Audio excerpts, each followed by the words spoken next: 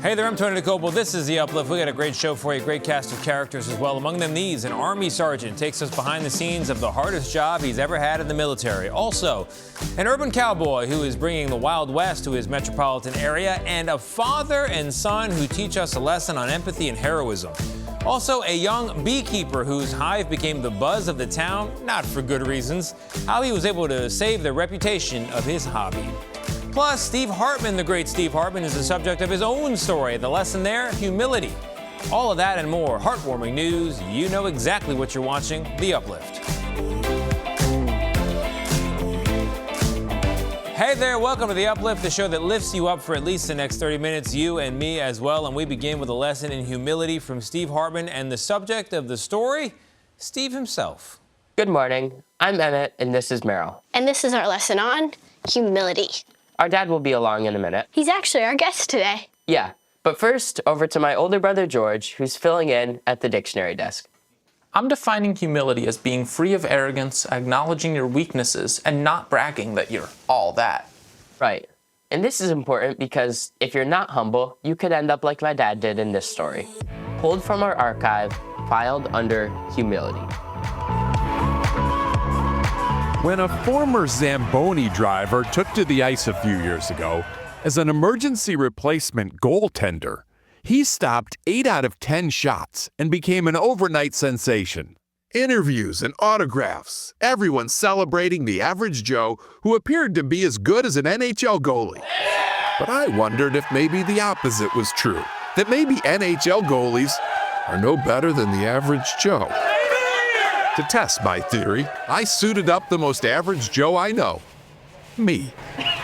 Prior to this, the only hockey position I ever played was hockey dad. Got it? My son Emmett was learning to play, and from my place in the stands, I almost immediately started questioning the goalie position. Is it really as hard as everyone makes it look? Or might a bale of hay perform just as well? So, I took my curiosity to Springfield, Massachusetts, home of the minor league Springfield Thunderbirds. Chris Drieger was their goalie, and like everyone else in America, Chris was amazed that a Zamboni driver could do so well. Can you believe it? I can, because I think goalieing is a lot easier than people think. Yeah. Like you can go out there and make some saves, like they're gonna hit you sometimes. Yeah, right, because you take up most of the net. Yeah, you take up the net. A goal opening is 24 square feet, but a person in pads takes up almost half that, leaving just a few pockets to even defend. I predict I'm going to block 8 out of 10, just like the Zamboni driver. I drive a car. How different is that than a Zamboni? And with that, it was time to put my lack of skills to the test. My opponent would be no slouch, a prime NHL prospect named Henrik Borgstrom. You think you can score on me every time? I highly think so, yeah. You can't even hold your stick right. Game on, rink rat. So, is goaltending really that hard? Initial indications seem to be yes. He's kind of slowish. In fact, as our experiment progressed, and the taste of crow filled my senses, That was close. I started to believe that not only is this job hard, I touched it. it may be one of the most impossible in sports. That's cheating. In the end, he made 9 out of 10, and I made a promise that next time anything looks easy, I'm keeping my big goal shut. Joining us now, one of America's best storytellers, But one of its worst goalies. Steve Hartman. Welcome to our show. Your show? What did this experience teach you? It taught me that arrogance is the enemy of humility. I made an assumption about something that I knew very little about. So earlier, I mentioned the importance of acknowledging your weaknesses. Can you list your weaknesses for the wonderful people at home, or do we not have enough time for that? Oh, yeah, the list is kind of long. Eat too much sugar. Stealing my Twizzlers. I was going to say, yeah, sorry about that. Water shoes are also a bucket item. I borrowed your water shoes, okay. Okay, this is actually a good, serious question. How do you think you walk the line between acknowledging your weaknesses but not being down on yourself? You know what I mean? I think the key is reframing your weaknesses as areas that you need to grow in. And that makes it so that they're not bad things, they're just potential to be good things. That was good. Yeah. So to sum up, humility helps you learn from your mistakes and makes you more enjoyable to be around. And finally, as for my hockey goalie dad, I think we can all agree this lesson was definitely a good save. We'll see you next time. Until then, stay kind. Coming up, we go to work with an Army sergeant at the hardest assignment he's had serving in the military.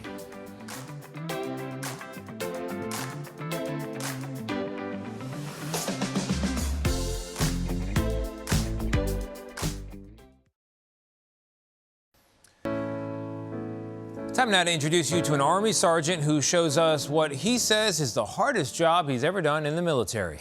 Here's Charlie D'Agata. Rain or shine, around the clock. All out! Army Sergeant First Class Andrew J. has guarded the tomb of the unknown soldier for 2 years. Serving people that can do nothing for me, that kind of drew me to the position. In honor of America's unidentified lost and missing. It's one of the hardest jobs that I ever heard about in the conventional Army. Everything is just minuscule for the margin of error. 17 years in the Army, this is the hardest thing I've ever done. That's coming from a soldier who served 2 tours in Afghanistan. It's not what the public would consider a normal walk. Correct. We maintain a type of walk that mimics us floating across the plaza. Done to the count of 21. 21 steps, 21-second pauses. There's a 21 gun salute, so it's just the highest honor that we can place upon the unknowns. Now, at the age of 39, Sergeant J has taken his last steps at the tomb. A final solemn moment of passage he chose to share with his son, 8-year-old Finn. What did you say to him? I just told him how special he was to me. He's the most important soul in the world to me. Honoring generations of the past, inspiring generations of the future. Charlie D'Agata, CBS News, Arlington National Cemetery. We journey now all the way to Queens, New York, where you might not expect to find a farm. It's a borough of New York, after all, but we found one, and it's there for a powerful reason. Here's Elle McLogan from CBS New York. 4. Great. 5.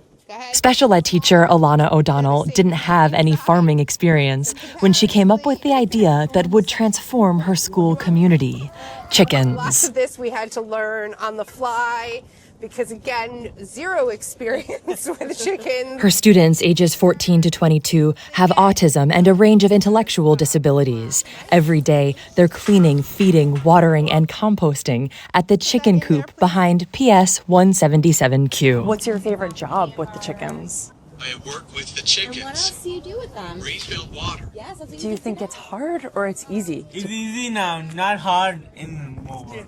Chickens, come time to go home. A humble garden has become a thriving farm where the group harvests, cooks with, and sells their vegetables. We grew about 1,500 pounds of food this year. Keep walking, guys. You're okay. She says the impact on her students is clear. There's just the feeling of camaraderie. One of the boys now, anytime we take a picture together, he puts his arms around his guys. Yeah. And it's like, we didn't get that before. And she says the skills they're building are crucial for the workforce. In 2024, the unemployment rate for youth with disabilities aged 16 to 19 was nearly 24%. That's double the rate for those without disabilities. Just give my kids a seat at the table. They'll do the work. And that's all I want to do, is give them a shot. Yeah. They deserve it. They're good kids. O'Donnell has now been recognized with a $25,000 Teacher's Prize, the Flag Award. She's helping other schools build programs like hers because, she says, all students are worth it. They are strong, intelligent. They learn differently. That's all it is. They want to do it. They want to be included. They need to be included. In Queens, Elle McLogan, CBS News, New York. Coming up, a young beekeeper's passion becomes the buzz of the town, and not for a good reason. How he was able to save the reputation of his hobby and his bees. Plus, what's this guy doing riding a horse around Atlanta? We will explain.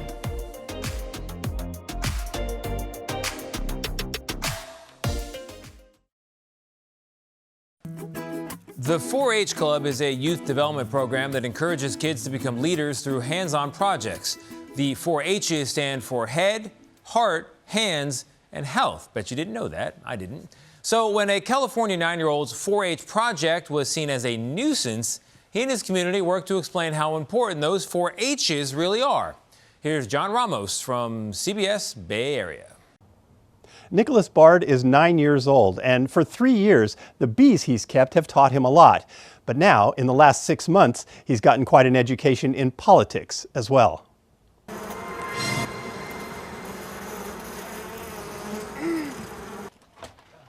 So here's my colony right here. When Nicholas Bard first began raising bees as a 4-H project, he had no idea what it would do for him. How much of a learning experience has this been for you? An incredible one. It's probably the best decision I've made ever. Really? Yeah. It's that important to you? Yeah. He's become quite an expert on the subject and was willing to share some of that knowledge, but first we had to suit up. Nicholas says bees aren't naturally aggressive except when the hive is threatened, and they post guard bees at the entrance to keep watch. His parents help him lift the various sections of the hive when it comes time to check on the honey production. We get involved because we've all sort of fallen in love with them, but yeah, these are definitely his bees. We'll sit out here and just watch the bees go in and out of the hive.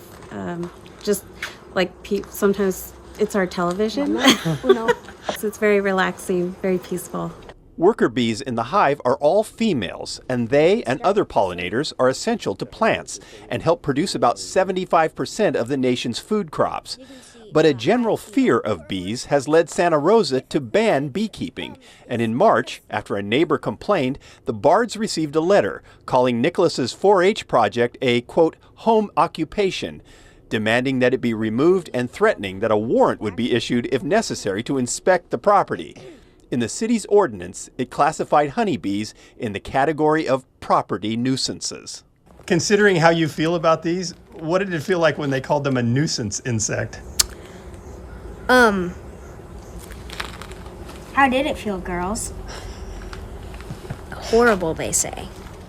Like, it was like having one of your family members being bullied, because that's what was happening.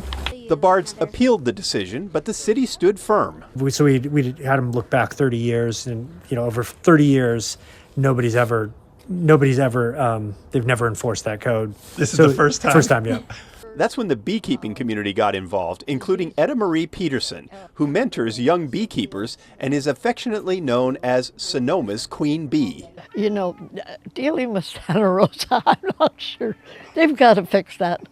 Etta Marie says there are probably 100 beehives currently in Santa Rosa, and it seemed to her like city officials were surprised to even discover that beekeeping was illegal in their city.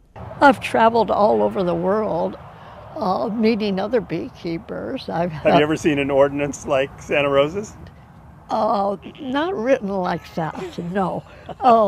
But now it looks like there's been a change of heart, which could lead to a change in the law. We received over 100 emails from people in support of beekeeping in the county or in the city. We decided that instead of going through that process, we were going to find a better path forward. And that path forward was a staff-initiated zoning code amendment. Nicholas says he's never been stung by one of his bees. And while he doesn't want to say, "I told you so," well, actually, he does. I just want to thank whoever complained for this amazing experience. I've learned so much about politics and how cities work. What do you think works better, a beehive or City Hall? Probably a beehive, definitely. I mean, they don't have waste. They're not bullying anybody. They don't fight at all. So, yeah. So we can learn a lot from bees? Yes, we can. Let's introduce you now to an Atlanta man building his own Wild West right in the city of Atlanta. Here's Brian Unger from CBS Atlanta. I ain't leaving you, son. In a city called Atlanta, there's a cowboy without cattle, a horseman without a range. But 3 times a week for 44-year-old Brandon Fulton, the streets are his trails. And if there were ever a Wild West in the South, it would be Atlanta traffic. I just stay in my lane. Originally from Brooklyn, New York, Fulton isn't a street performer or sideshow attraction. He's the real deal. Full traffic, everything, I'm confident that she's in tune with me, I'm in tune with her. I'm not worried, right? That if I just go like this, move forward, she gonna move forward. He lives on his own ranch, 28 acres just outside the city of Atlanta. Most people when I ride, they don't believe that this exists. Like I have this in my possession. It came from just believing. Without deep pockets, Fulton has relied on faith to help make his plan come to life. I didn't inherit this. Nobody in my family does this. I believed in me, and was true to me, and I'm happy. Yeah. Pull yourself up. 1, 2, 3. Up. Up. You good? This isn't all horseplay on the streets of Atlanta. Fulton wants to share his love of the Wild West by building his own here on his land, to teach children horsemanship and to provide equine therapy for troubled kids. I wanted to revitalize people, heal them. He'll need help from the city of South Fulton to turn his vision into reality. So I just want people to look at me and start your dream. Make the first step. First, believe it here, see it here. And as you move, you will start to be the nucleus to attract everything that you need. But you gotta move. With a dream and a horse, this Atlanta cowboy is in it for the long haul. What's up? How y'all doing? Good? Good. Brian Unger, CBS News, Atlanta. Coming up, a story about how you don't always know what someone thinks about you, and you might be surprised to find out they're thinking, that's my hero.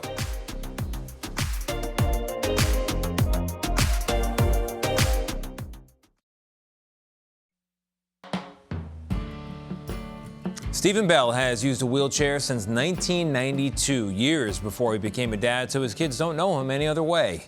And when he found out what his son thought about having a dad in a wheelchair, he realized not all heroes wear capes. Here's David Begnaud. You know, sometimes the greatest stories about heroes are written by the children who grow up to become them. Well, look who it is. What's going on? How are you? I'm well. How are you? Good, thanks. Hey, so tell me why you wanted to write to me. What did you want me to know? I wanted you to be inspired and encouraged, and anyone who sees this to be inspired and encouraged. Never give up, keep the faith, and be thankful for the small things. The question that started this story came from a child. I asked, Dad, how did you get in a wheelchair? Some kids' questions aren't easy to answer. He said it was before I was born. Here's where this story starts. On May 29th, 1992, I woke up with extreme back pain between both shoulder blades, almost as if it was a stabbing. Stephen Bell was 22 years old when a blood vessel burst in his spine, paralyzing him from the chest down. I was in rehab for about 2 months and learning how to just to live again. I gained a whole new perspective on the world. Years later, his youngest son, Gareth, got a school assignment. Write about your hero. How did my dad get in a wheelchair, I thought. Gareth wrote about his dad. It's like he's still walking because he takes care of himself and the family. And a few words changed how a father felt about himself.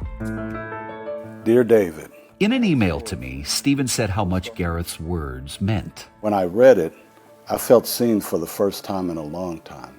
It was as if he understood what I had gone through and how I battled daily to continue to provide for our family regardless of the circumstances. That assignment is what sent Gareth on his path. Gareth decided to become a physical therapist so that he could help others like me someday. To quote him, "Papa, I've been watching you suffer my whole life. I should become someone who can do something about it so that others don't have to go through what you went through."